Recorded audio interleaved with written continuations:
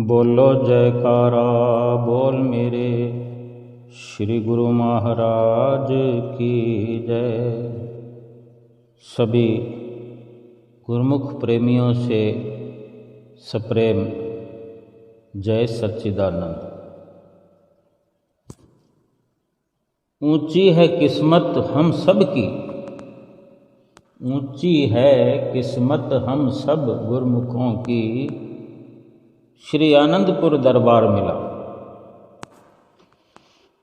क्यों न सराहें अपने भागों को, हमें श्री सतगुरु का प्यार मिला। दो लाइनें हैं, अगर समझने का प्रयास करें, इनकी गहराई को समझें, महसूस करें कि ऊंची है किस्मत हमारी। ऊंची के ये मायने नहीं है कि कोई बाहर की ऊंचाइयों से इसका प्रयोजन है आसमान की ओर। आसमान की ओर तो बड़ी बड़ी गगनचुंबी बिल्डिंगें भी हैं, आसमान की ओर तो बड़े बड़े टावर है, और आसमान की ओर तो अंतरिक्ष में बहुत से ऐसे एक्सपेरिमेंट वैज्ञानिकों की ओर से हो रहे हैं, होते रहे हैं, होते रहेंगे। लेकिन ये जो ऊंची और ऊंचाई की बात हम कर सुन रहे हैं कि ऊंची है किस्मत हमारी, ये ऊंचाई है भक्ति की, ये ऊंचाई है आत्मा की, जो हमारे अंदर है। जो आत्मा इस शरीर की वास्तविकता है, हमारी स्वयं की वास्तविकता है, सच्चाई है, उस जीव आत्मा की ऊंचाई की चर्चा अगर करें तो सतगुरु का जो हमें प्यार मिला, श्री परमहंस अवतार मिला, श्री आनंदपुर दरबार मिला, जिसके कारण हमारी आत्मा की उड़ान शुरू हो गई। आत्मा ब्रह्मांड के लोकों में सैर करने की अधिकारी हो गई, हकदार हो गई। अपने निज घर की ओर पहुंचने की शुरुआत हो गई। ये आत्मा चल पड़ी, ये रूह चल पड़ी, ये रूहानी सफ़र को शुरू करते हुए उन ऊंचाइयों को, अपने निज घर की ऊंचाइयों पर पहुंचने का प्रयास शुरू हुआ, और मनुष्य जीवन में आने का मकसद मिल गया, लक्ष्य मिल गया। और इस लक्ष्य की प्राप्ति के लिए जो हर पल प्रयास शुरू हुआ, ये श्री आनंदपुर दरबार की चरण शरण मिलने पर, ठिकाना मिलने पर, बैठक मिलने पर, श्री सतगुरुदेव महाराज जी के आशीर्वाद प्राप्त होने पर, उनकी दया होने पर कि उन्होंने हमें अपना लिया और हमने भी अपने सतगुरु को अपना बना लिया। हम अपने भागों की जितनी सराहना करें कम है, उतना ही कम है। जितनी भी सराहना करें कम ही कम है। हम अपने भागों की सराहना ही नहीं कर सकते कि हम इतने भाग्यशाली हैं, हम इतना ऊंचा दर्जा रखते हैं, केवल इसलिए कि हमें सतगुरु का परिपूर्ण सतगुरु का प्यार मिला है। परम पिता परमात्मा का, भगवान का, उनके जो हम अंश हैं, उनके बच्चे हैं, उनके सेवक हैं। परमात्मा के सेवकों का, बच्चों का मार्ग जो है सत्यता का मार्ग है। और महापुरुष सतगुरु दाता दीनदयाल जी भी हमें इसीलिए इस झूठी जिंदगी से, झूठे जीवन से मुक्त कर देना चाहते हैं। हम बार बार जन्म लेकर आते रहे, फिर मरते रहे, फिर आते रहे, फिर मरते रहे, फिर ये सिलसिला 84 लाख योनियों का चलता रहा। और जन्म दर जन्म हमारी ये जीवात्मा जो आज बुलंदियों की ओर रूहानी सफ़र में है, ये दुख उठाती रही। हर जन्म में, जन्म दर जन्म दुखों का सामना करती हुई इतनी कमज़ोर, व्याकुल, दुखद अवस्था में, जीर्ण शीर्ण अवस्था में, जैसे कोई इंसान खुराक न मिलने पर एक मात्र कंकाल बनकर रह जाता है। वो जीवन जीता तो है, लेकिन उसके अंदर जीवन जीने के लिए कोई मकसद नहीं, कोई लक्ष्य नहीं। वो केवल एक मात्र हड्डियों का ढांचा बनकर रह जाता हो। उसी प्रकार ये जीवात्मा भी बार बार जन्म मरण के चक्कर में फंसते हुए खो चुकी अपना लक्ष्य और दुखों का सामना करते हुए जर हालात में, जीर्ण शीर्ण हालात में कमज़ोर व कंकाल बनकर रह गई। श्री सतगुरुदेव महाराज जी की कृपा हुई और अपनी चरण शरण हमें बख्शी। श्री आनंदपुर दरबार में बैठक प्रदान की और उनका लक्ष्य इस दुनिया में आने का यही है कि वो अपनी रूहों को झूठे जीवन से बचाते हैं, मुक्त करना चाहते हैं कि हमारी ये रूहें फिर से 84 में ना जाएं, जन्म मरण के चक्कर में ना पड़ करके अपने निज घर में वापसी करें। इसलिए कहा जाता है कि परमात्मा का जो मार्ग है वो सत्यता का मार्ग है, सच्चाई का मार्ग है। इसीलिए संत महापुरुष हमें आगाह भी करते हैं कि अगर हम अपने प्रति झूठे हैं, महापुरुषों के वचन है कि तुम अगर अपने प्रति झूठे हो और सारी दुनिया के प्रति सच्चे भी बन जाओ तो भी परमात्मा के सामने तो झूठे ही रहोगे। विचार हम ही को करना है कि हम क्या अपने प्रति झूठे हैं,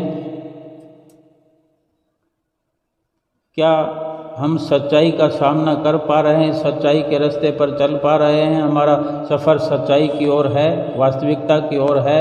क्या हम वास्तविकता को पहचानने का प्रयास कर रहे हैं, कुछ साज संभार कर रहे हैं। इस मनुष्य जीवन में 84 लाख योनियों का जीवन चलता रहा है, बार बार ऐसे अवसर मिलते रहे, लेकिन ये मनुष्य चोला जो मिला है, ये मनुष्य जीवन जो मिला है, इसका लक्ष्य अलग है। 84 लाख योनियों में जो हमसे कर्म होते रहे, हमारा जो लक्ष्य भटका रहा, ये मनुष्य जन्म उस लक्ष्य को पाने के लिए ही मिला है, उस सत्यता की ओर अपनी रूह को बढ़ाने के लिए, चलाने के लिए ही मिला है। तो क्या मनुष्य जीवन में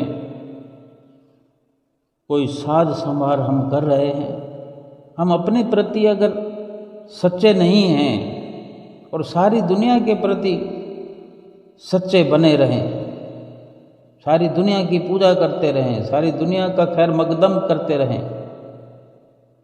सारी दुनिया को नमन करते रहें और अपने अंदर अजर अमर जो आत्मा है उसके आगे झूठे साबित होते रहें, झूठे बने रहें, उसकी संभाल नहीं करेंगे, उसकी खोज खबर ना लेते हुए उसकी खुराक का, उसके खान पान का अगर ख्याल नहीं करेंगे। जैसे हर किसी के घर में, हर किसी के साथ या स्वयं हर कोई अपने माता पिता के साथ रहता है या अपने माता पिता को साथ रखता है। हम जैसे भी सोचें, हम ये विचार करें कि मैं अपने माता पिता के साथ रहता हूँ, मैं अपने जन्म देने वाले माता पिता के साथ में हूँ, मेरे माता पिता ने मुझे रखा है, या ऐसा भी कह सकते हैं कि मैं अपने माता पिता को अपने साथ रखता हूँ, पास रखता हूँ। जैसा भी कहें, लेकिन सच्चाई ये है कि अपने माता पिता के प्रति हमारी कैसी सजगता है, कैसा व्यवहार है। हम सारी दुनिया में हाथ जोड़कर घर से बाहर, गली में, मोहल्ले में, नगर में, डगर डगर में, शहर में, देश में, विदेश में हम डंका बजाते हों, हमारा बिजनेस चलता है, हमारी वाहवाह चलती है, हम नेता हैं, अभिनेता हैं, बड़ी बड़ी मीटिंग्स हम करते हैं, बड़े बड़े व्याख्यान देते हैं, सब जगह हम आदरणीय समझे जाते हैं, हमारी मान्यता है। और घर में बैठे हुए भगवान के समान जो हमारे माता पिता हैं, बुजुर्ग वर्ग हैं, उनका अगर सम्मान नहीं, उनके प्रति हम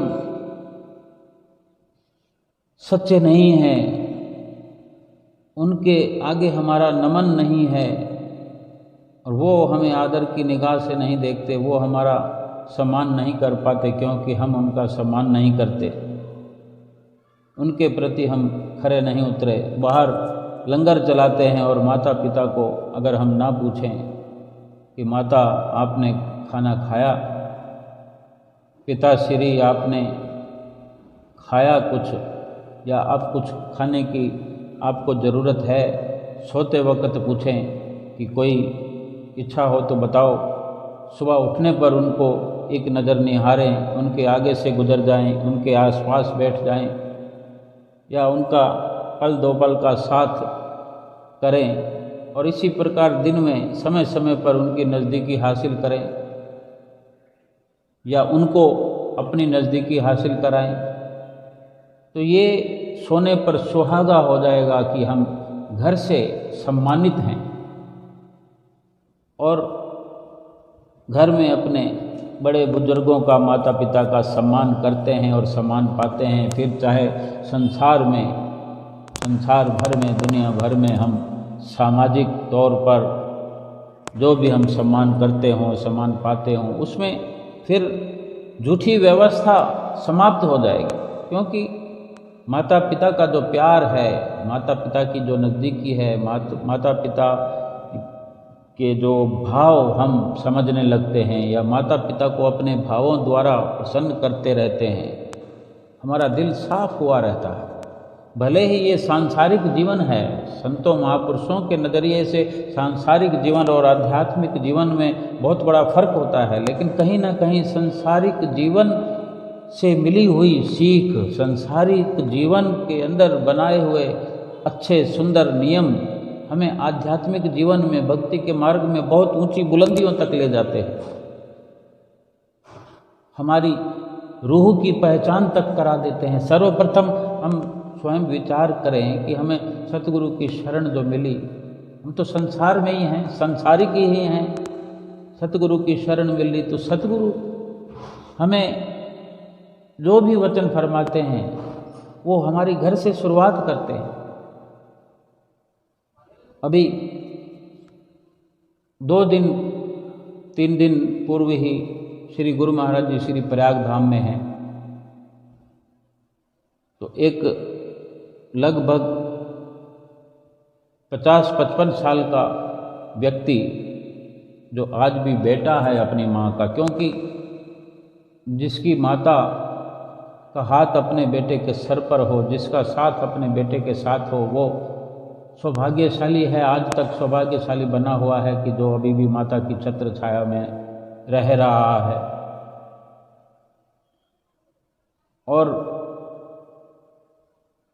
जाने 6 महीने से दरबार में सेवा कर रहा है। जिन भी परिस्थितियों में हो लेकिन अपनी सेवा दिल से करता है। कुछ तकलीफ़ें इस उम्र में 55 साल की उम्र में तकलीफ़ें होती हैं, तो माता तो उसकी और भी उम्र दराज है तो उसको भी शारीरिक पीड़ाएं होती ही हैं। वो प्रेमी भगत जो है बार बार यही कहता है, जैसे गुरु महाराज जी की मौज, मुझे तो श्री गुरु महाराज जी की मौज स्वीकार्य है, अगर आज्ञा मिलेगी तो मैं जाऊंगा, लेकिन मेरी इच्छा नहीं है जाने की। और उसने कहा भी कि 5 जून को मैंने घर जाना है। 6 महीने से लगभग यही है, इससे भी थोड़ा ज़्यादा हो सकता है समय। 5 तारीख को जाना है, लेकिन फिर भी अपने अंतर मन से श्री गुरु महाराज जी के वचनों को प्राथमिकता दी है। श्री गुरु महाराज जी के हाथों में बागडोर दी है।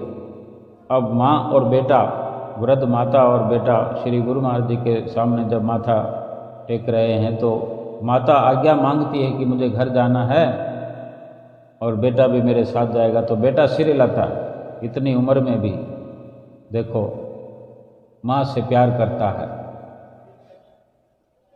और जब बेटा सिर हिलाता है तो श्री गुरु महाराज जी ने भी आज्ञा दी कि नहीं, तुम्हारी माता है, माता को साथ ले जाओ, माता की सेवा करो। यानी श्री गुरु महाराज जी भी भक्ति प्राप्त करने के लिए भी, भक्ति पाने के लिए भी ये एक सुंदर इशारा करते हैं कि माता पिता की सेवा करते हुए भक्ति करो, भक्ति भजन करो, भगवान की प्रसन्नता प्राप्त करो। सर्वप्रथम माता पिता की सेवा है। वो किसके सहारे इस संसार में जिएंगे? क्योंकि वो हमारा सहारा बने हैं, तो आज हमें उनका सहारा बनना चाहिए। और उनकी सेवा करते हुए जो सतगुरु की भक्ति करता है, उस भक्ति में 4 चांद लग जाते हैं। उसमें बड़ी सफलता मिल जाती है कि सतगुरु की अधिक प्रसन्नता उस पर उतरती है, उस जीव पर, उस गुरुमुख प्रेमी पर, उस भाई पर, उस बहन पर अधिक कृपा उतरती है सतगुरु की। सतगुरु बड़े प्रसन्न होते हैं कि एक मर्यादा में चलते हुए, जिस प्रकार मर्यादा पुरुषोत्तम राम ने अपने माता पिता की सेवा करते हुए एक त्याग का, बलिदान का जीवन आदर्श हमारे लिए रखा। श्री गुरु महाराज जी हम गुरुमुख प्रेमियों के लिए इस जीवन के अंदर एक बड़ी पहचान हमारे लिए छोड़ते हैं, बड़ा रास्ता हमारे लिए बनाते हैं।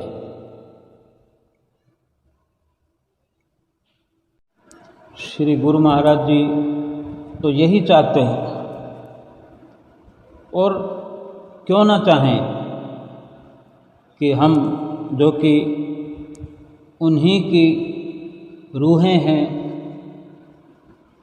उन्हीं के हम अंश हैं, उन्हीं के सेवक हैं, और वो चाहते हैं कि हम हर पल सुखी रहें, हर पल आसान जीवन व्यतीत करें, मालिक का भजन सुमरन करें, मालिक की भक्ति प्राप्त करें, हर पल भक्ति एकत्र करते हुए ये जीवन व्यतीत हो, लोग ये सुखी बने हमारा और परलोक भी सुहेला हो।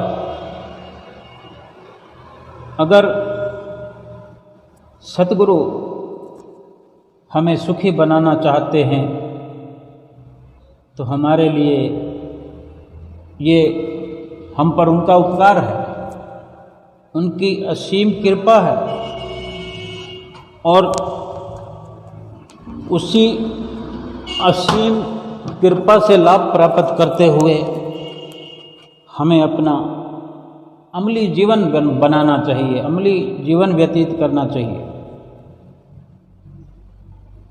क्योंकि सतगुरु ने, परमपिता परमात्मा ने जब हमें भेजा इस दुनिया में मनुष्य जीवन दे करके, मनुष्य चोला दे करके भेजा, तो हमसे ये उम्मीद करते हुए, क्योंकि उनको रूह से मतलब है, आत्मा से, जो कि परमात्मा की अंश है, जो आत्मा हमारे शरीर के अंदर मौजूद है, वो चिरकाल से झकोले खाते हुए 84 लाख योनियों की भटकनाओं में भटक करके बड़े दुख उठाते हुए आई है, जन्म दर जन्म दुख उठाती रही है। दुख ऐसा कि हम उसकी कल्पना भी नहीं कर सकते, इतना अथाह दुख जिसकी गिनती नहीं की जा सकती, जिसका कोई अनुमान नहीं लगाया जा सकता, इतना अथाह दुख। एक जन्म के अंदर इंसान जीवन जीते हुए कितना हैरान परेशान रहता है, दुखों से घिरा रहता है, शारीरिक दुख, मानसिक दुख, आर्थिक दुख, सामाजिक दुख, दुख ही दुख इस जीवन में लगा रहता है। और ये मनुष्य जीवन है जिसमें ये अपने प्रयासों से दुखों से छुटकारा पा सकता है और पाता भी है, चाहे वो सांसारिक स्तर पर ही क्यों ना हो, लेकिन कोशिश कर सकता है, प्रयास कर सकता है और सफल भी होता है। संत महापुरुष तो आध्यात्मिकता की दृष्टि से हमें लोक और परलोक का सुख देना चाहते हैं, और जिस दुख की हम बात करते हैं, जिस दुख से हमें छुटकारा दिलाना चाहते हैं, वो 84 लाख योनियों की अगर दुख की हम कल्पना भी करें तो हमारी कल्पना से भी परे इतना दुख है 84 लाख योनियों का। 84 लाख योनियों की जो दुखद अवस्था है उसकी गणना नहीं की जा सकती। एक जीवन के दुखों से हम इतने परेशान हो जाते हैं, विचलित हो जाते हैं, तो 84 लाख योनियों का कितना तो समय होता है। एक जीवन के समय के अनुसार अगर हम कुछ थोड़ा अंदाज लगाएं केवल कि 84 लाख योनियों के अंदर कितना समय व्यतीत होता है एक एक योनि में। ऐसी ऐसी योनियां हैं जो मनुष्य योनि से भी कई गुना अधिक उम्र होती है उस योनि की। अजगर जैसी योनियां हैं, सांपों जैसी योनियां हैं, और ऐसे ऐसे जंतु हैं, जीव जंतु हैं। मनुष्य योनि से कितनी अधिक उम्र होती है, और सारे पूरे जीवन में दुख ही दुख होता है। 84 लाख योनियों में कितना दुख ये पा चुकी हुई है हमारी जीवात्मा। परमात्मा ने यही उम्मीद करते हुए ये मनुष्य जीवन बख्शा, और यहाँ पर परमात्मा ने हमारे लिए ये व्यवस्था की, इस संत सतगुरु से मिलन करा दिया। हमें सतगुरु की प्राप्ति हुई है, सतगुरु की चरण शरण मिली है। सतगुरु ने अपने चरणों में बैठक दी है, श्री आनंदपुर दरबार में हमारी बैठक की है, हमें ठिकाना दिया है, और जो भक्ति के नियम हमें सिखाते हैं, समझाते हैं, हर दिन हर घड़ी हमें सुख प्राप्ति के साधन बतलाते हैं, सुखी होने के तरीके बतलाते हैं। सुख कौन सा? जीवात्मा के लिए। जीवात्मा जो चिरकाल से जन्मों जन्मों में दुख उठाते हुए आई है, और इतना दुख पाकर कि इसको अपनी निजी खुराक नहीं मिली, और इतनी कमज़ोर, इतनी दुर्बल, एक कंकाल मात्र रह गई है, और हमें सोझी नहीं हो रही, हम सजग नहीं हो पा रहे हैं अपनी आत्मा के प्रति कि हमने आत्मा की संभाल करनी थी, आत्मा को सुखी बनाना था, आत्मा को खुराक देनी थी, इसलिए मनुष्य जीवन मिला। और हम रात और दिन माया के कामों में, माया के धंधों में और माया में उलझ गए हैं, माया में लवलीन है, रोम रोम हमारा माया के अंदर ग्रसित है, रचा पचा पड़ा है।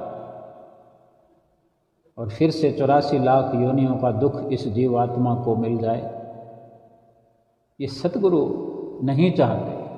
सतगुरु को दया आती है, सतगुरु हमारे बड़े दयालु हैं, उनको हर वक्त हमारी जीवात्मा का, रूह का ख्याल लगा रहता है। हमारी रूह से रूहानी सफ़र करवाना चाहते हैं, हमारी रूह को ब्रह्मांड की ऊंचाइयों में, ब्रह्मांड की सैर कराते हुए अपने निज घर में पहुंचाना चाहते हैं, अपने साथ मिलाना चाहते हैं, अपने साथ रखना चाहते हैं और हमारे साथ रहना चाहते हैं। ये कितना हमारे लिए स्वर्णिम अवसर है, नायाब अवसर है कि हम जितनी सराहना अपने भागों की करें उतना कम है कि हमारी रूह सुरखरू हो जाए, परमात्मा के धाम में कितना मान सम्मान पाएगी।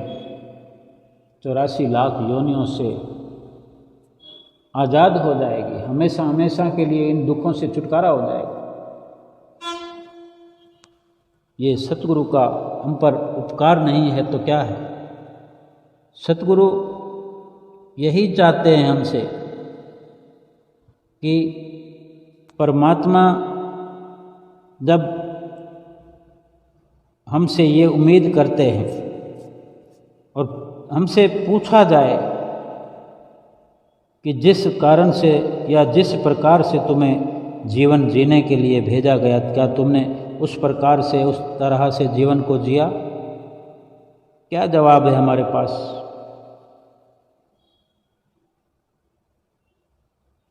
हम उस बात को भूल गए, हम उस वादे को भूल गए। हमने अपनी सारी की सारी ऊर्जा, सारी की सारी ताकत, सारी शक्ति जो भजन बंदगी में लगानी थी, आत्मा को सुखी बनाने में लगानी थी, वो माया में लगा दी आज तक। लेकिन हम विचार करें, हम तो सतगुरु देव भगवान के सेवक हैं, फिर भी हमें सतगुरु की शरण मिल चुकी है, फिर भी क्या हम गलतियां नहीं करते? हम गलतियों को छोड़ सकते हैं, गलतियों का त्याग कर सकते हैं, गलतियों से ऊपर उठ सकते हैं। हमें नित्य नियमों की समझाइश होती है, तो क्या हम 2 समय श्री आरती पूजा कर पाते हैं? श्री गुरु महाराज जी के आगे खड़े होकर श्री आरती पूजा दोनों समय की कर पाते हैं? कितना इसमें सुधार करने की ज़रूरत है, हम करें। अगर करना चाहें तो हम कर सकते हैं और करना चाहिए। सतगुरु की प्रसन्नता कैसे मिलेगी? सतगुरु की आज्ञा मानकर, और सतगुरु की आज्ञा यही है, दोनों समय की श्री आरती पूजा श्रद्धा और विश्वास से करनी। सेवा का नियम निभाना है। इसी प्रकार हम श्री आरती पूजा कर रहे होते हैं, कुटिया पर हों, घर पर हों, बहुत सारे ढेर सारे ख्याल हमारे दिलो दिमाग में चलते रहते हैं, विचरण हम उन ख्यालों में करते रहते हैं। और फिर सोने का सुहागा ऊपर से हो जाता है कि श्री आरती पूजा करते हुए कहीं से फ़ोन आ जाता है, फ़ोन की घंटी बजती है तो तुरंत उसमें लीन हो जाते हैं, क्योंकि वो आदत हमारी बनी हुई है, उसमें लवलीनता है। तुरंत फ़ोन की ओर लपकते हैं कि किसका फ़ोन है, तुरंत उठा लेते हैं और आरती को छोड़ देते हैं।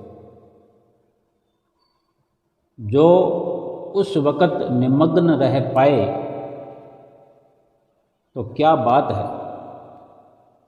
वो तो सतगुरु की प्रसन्नता का पात्र ही है। अगर हम गलती कर जाते हैं, श्री आरती पूजा में समय कितना लगता है, भले हम कहते हैं कि 1 मिनट का भी समय नहीं है, एक एक मिनट हमारा कीमती है, तो वो कीमत क्या है? रुपया, पैसा, धन, माल, ऐसी सूरत, बड़ाई, सम्मान। तो फिर भक्ति की दौलत को तो हमने समझा नहीं कि उसकी क्या कीमत है, क्या कदर है, कितनी कीमत की कदर की चीज़ है।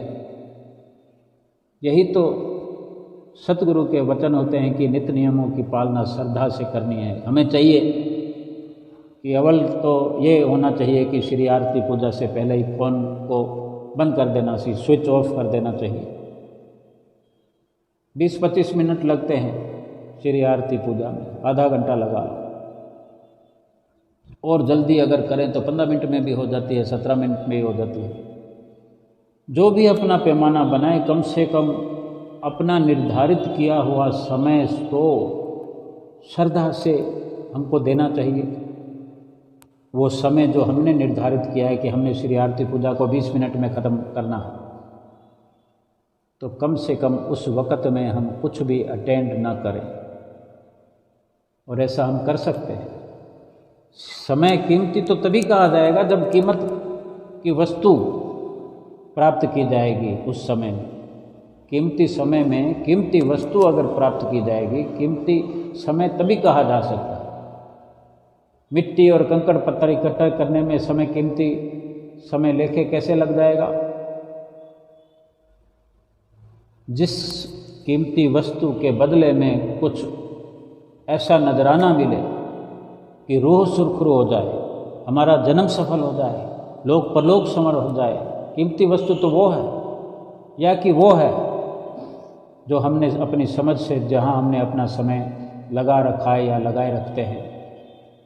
दुनिया का धन दौलत, ऐश इशरत, सामान संपदाएं दुनियावी एकत्र करने में अपना समय खर्च कर रहे हैं। क्या वो कीमती सरमाया है जो इस लोक में भी साथ नहीं दे सकता? गारंटी नहीं है, तो परलोक तो साथ जाना ही नहीं है। रूह को कैसे सुखी बनाएंगे फिर हम? माया में रच फच करके अपनी आत्मा को 84 लाख योनियों की कैद से आज़ादी नहीं दिलाई जा सकती। अपनी श्री आरती पूजा को बड़े संयम से करना चाहिए, श्रद्धा से करना चाहिए, निमग्न अवस्था में करना चाहिए। इसी प्रकार सेवा को भी अंजाम देना चाहिए, सुमरन को भी, दर्शन ध्यान को भी। और सतगुरु से जो प्रेम करते हैं उसमें भी हमने एक ऊंचाई हासिल करनी है कि हम इस सांसारिक स्तर से ऊपर उठे, चित्त की गहराइयों से अपने सुरती के स्तर पर, अपनी सुरती को मालिक के नाम में जोड़कर अपने ख्यालों को माया से ऊंचा उठाते हुए, संसारिक रख रखाव से अपने आप को न्यारा करते हुए, अलग करते हुए, ऊंचा उठाते हुए अपने रूह को सुखी बनाने का यही जरिया है, यही तरीका है। और यही सतगुरु की हिदायत नित्य प्रति होती है। इस प्रकार पांचों नियमों की पालना करनी है।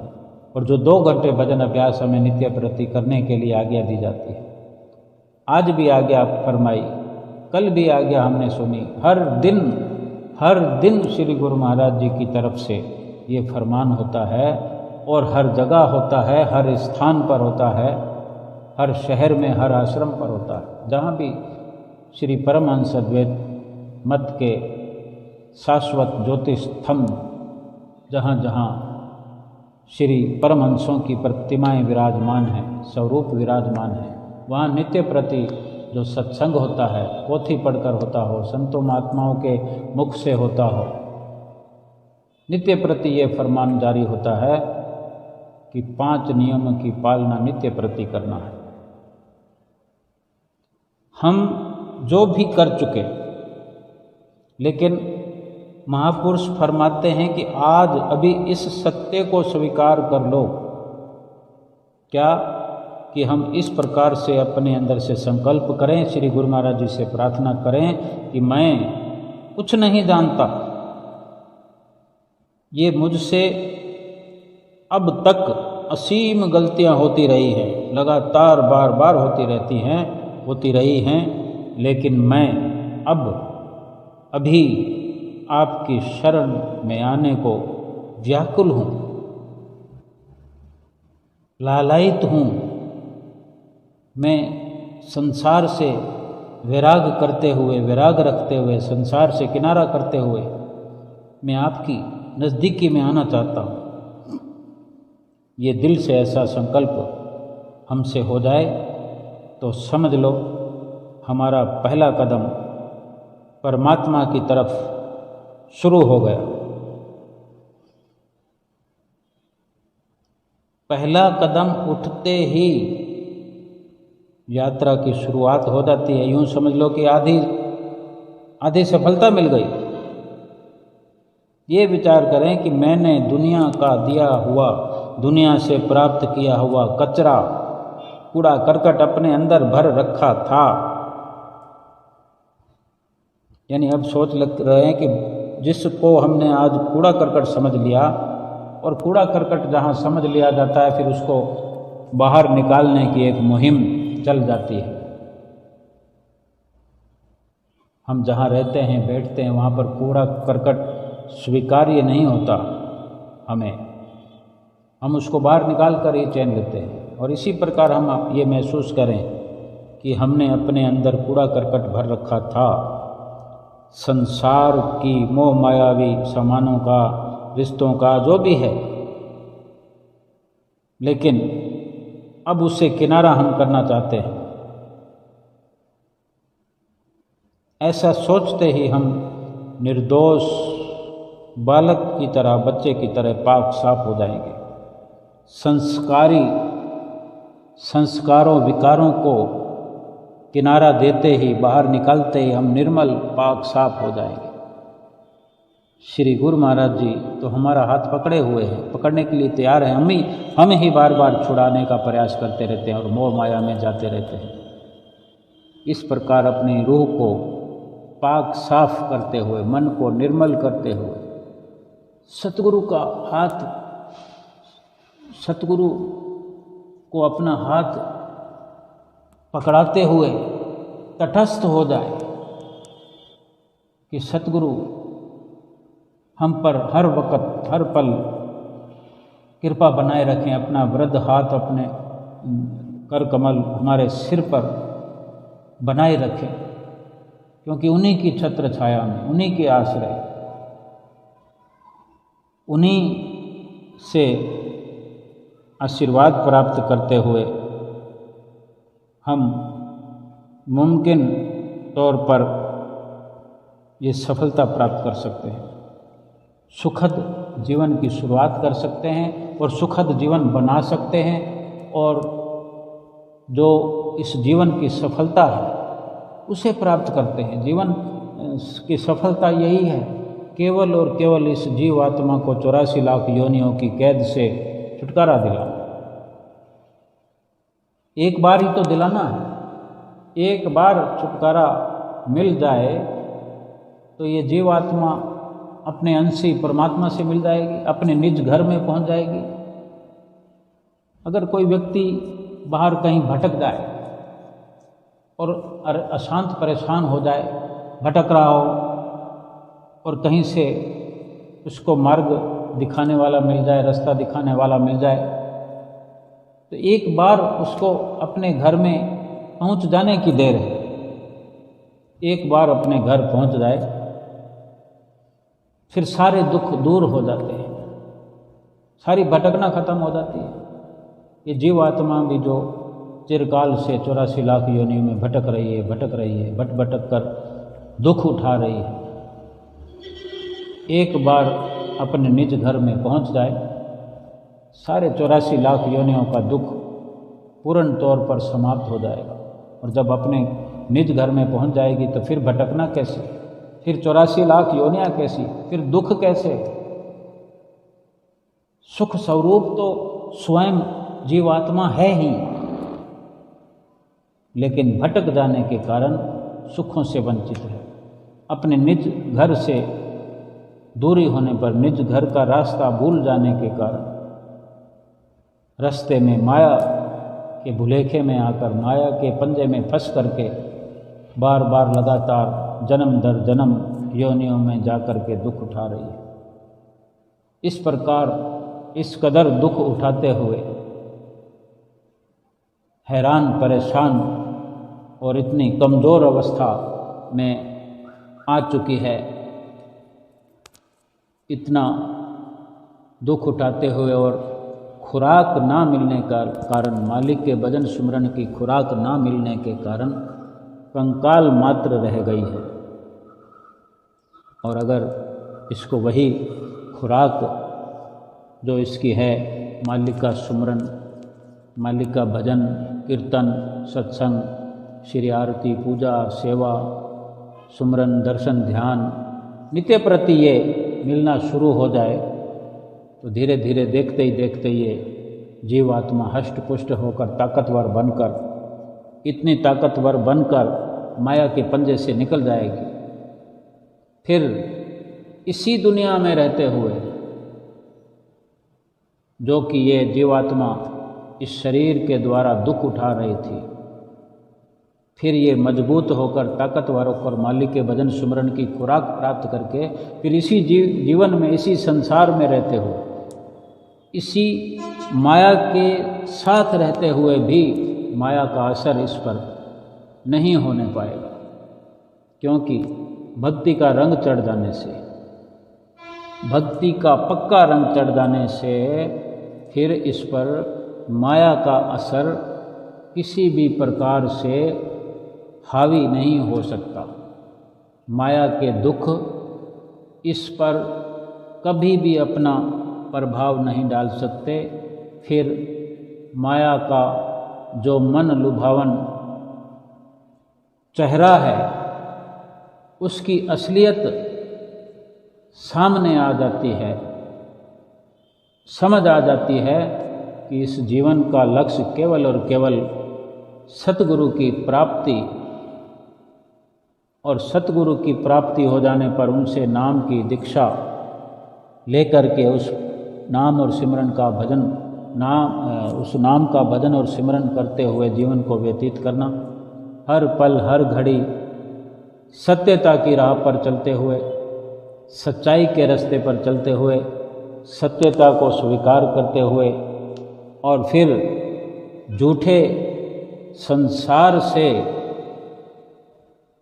हम झूठे बन जाएं, झूठे साबित हो जाएं, लेकिन अपने आप से, अपने आप के लिए सच्चे साबित हो जाएं, सच्चे सिद्ध हो जाएं कि हम अपने आप से यानी अपनी जीवात्मा के साथ मिलकर उसकी खोज करके, उसकी पड़ताल करके, उसको सत्य की राह पर लगाकर, सत्य की राह पर चलाकर, उसको भजन भक्ति की खुराक देकर, उसको हष्ट पुष्ट ताकतवर बनाकर उसके निज धाम की ओर उसका सफ़र शुरू करा दे। उस रूह को रूहानी सफ़र मिले और ये रूह कदम दर कदम चलते हुए अपने निज घर की ओर बढ़ने लगे। यही हमारे जीवन की ऊंची उड़ान है, यही ऊंचाई है हमारे लिए, यही ऊंचाई, यही रुतबा इस जीवन का लक्ष्य है कि हमने अपनी जीवात्मा को जो माया की गहराइयों में, माया की दलदल में फंसी हुई थी, उसको निकाल करके बाहर उसे अपने निज घर पहुंचाने का संकल्प ले लिया है। और सतगुरु हर वक्त हमारे साथ हैं। हमने अपने रोम रोम को सतगुरु के हवाले कर देना है और सतगुरु से हर वक्त प्रार्थना करते हुए कि उनका आशीर्वाद हम पर बना रहे। हमको केवल उनकी आज्ञा का पालन करना है। सतगुरु हमें नित्य प्रति आगाह करते हैं कि केवल हमारे इन वचनों की पालना करो, बाकी सब कुछ हम करें। 5 नियम दरबार के जो करते श्रद्धा था, लोक और परलोक के श्री सतगुरु जिम्मेवार। कोई घंटे 2 घंटे के लिए भी हमारा संसार में कार्य करता है तो उसके बदले में कुछ ना कुछ चाहता है। इतनी मतलब परस्ती का संसार है जहाँ हम अब तक जी रहे थे। और सतगुरु के वचन हम सुने कि सतगुरु कितनी दया हम पर करते हैं, सतगुरु का प्यार कैसा है, निस्वार्थ प्यार है, कोई मतलब परस्ती नहीं है, सच्चा प्यार है उनका, सच्चा आशीर्वाद है, सच्चा सुख प्रदान करने वाले हैं कि हमसे केवल यही चाहते हैं कि 5 नियमों की पालना आप करो, 2 घंटे भजन अभ्यास करो, सारे काम बाकी हम स्वयं करेंगे। जिन्होंने लोक और परलोक का जिम्मा ले लिया और बिल्कुल निस्वार्थ उन सतगुरु का कभी भी ख्याल अपने दिल से नहीं हटाना है, उनके दिव्य दर्शनों का हर पल आनंद लेते हुए उनकी सुंदर छवि को अपने मस्तक पर देखने का हर पल प्रयास करते हुए अपने इस लोक को और परलोक को सुहेला बनाने की पुरजोर कोशिश करते हुए अपने सतगुरुदेव भगवान की प्रसन्नता का पात्र बनना है और अपनी जीवात्मा को हमेशा हमेशा के लिए सुखी करके, हमेशा हमेशा के लिए 84 लाख योनियों से आज़ाद करके, मुक्त करके अपने जीवन का लक्ष्य हासिल करना है, लोक सुखी और परलोक सुहेला करना है। बोलो जयकारा बोल मेरे श्री गुरु महाराज की जय।